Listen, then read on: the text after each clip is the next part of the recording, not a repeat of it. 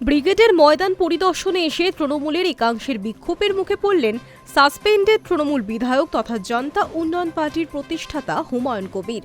তার বিরুদ্ধে স্লোগান, কটূক্তি, এমনকি বিজেপির চামচা বলেও সম্বোধন করা হয় বলে অভিযোগ।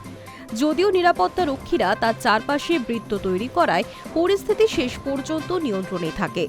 হুমায়ুনের পরিকল্পনা 31শে জানুয়ারি বা ফেব্রুয়ারির গোড়ায় ব্রিগেডের বড়সড় সভা। সেই সভার প্রস্তুতি হিসেবেই সোমবার সকালে ব্রিগেডে এসে বাস্তব পরিস্থিতি খতিয়ে দেখছিলেন তিনি। আর ঠিক তখনই ঘটে বিক্ষোভের ঘটনা।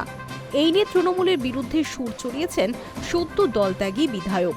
তার বক্তব্য, ভয় পেয়েছে তৃণমূল, তাই ভয় দেখাতে লোক পাঠিয়েছে। তারপরই সোজা সাপটা হুঁশিয়ারি, কলকাতা কারোর বাবার নয়, মসজিদও হবে, সমাবেশও হবে, যার ক্ষমতা আছে রুখে দেখাক। বিক্ষোভকারীরা নিজেদের তৃণমূল সমর্থক দাবি করে বলেন, মুখ্যমন্ত্রীকে নিয়ে উনি মিথ্যে ও কুৎসা রটাচ্ছেন। তারই প্রতিবাদে এই বিক্ষোভ। এ ব্যাপারে হুমায়ুনকে প্রশ্ন করা হলে তিনি সংক্ষিপ্ত জবাব দেন। কে কি বলল তার জবাব দিতে আমি বাধ্য নই। গত 20শে ডিসেম্বর মুর্শিদাবাদে নিজের নতুন রাজনৈতিক দল ঘোষণা করেছেন হুমায়ুন কবির।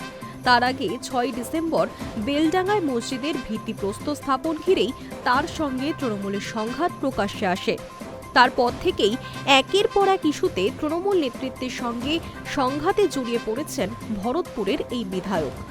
ব্রিগেডের মাঠ পরিদর্শনে গিয়ে দুর্নীতি ইস্যুতে তৃণমূল সরকারের বিরুদ্ধে সুর চড়িয়ে হুমায়ুন বলেন, চাকরি বিক্রি করে দুর্নীতিতে ইতিহাস তৈরি করেছে মমতার চোরের সরকার। সেই কারণেই বাংলার মানুষের স্বার্থে নতুন দল গঠন করেছে। ভোটে লড়ে মমতাকে ক্ষমতাচ্যুত করব।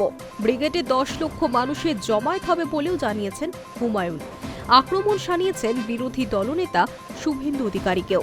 বিভিন্ন সভা সমাবেশে শুভেন্দুর দাবি, এবারের ভোটে বিজেপি 220টি আসন পাবে। এ ব্যাপারে হুমায়ুনের কটাক্ষ, শুভেন্দু 220 কোথা থেকে পাবে?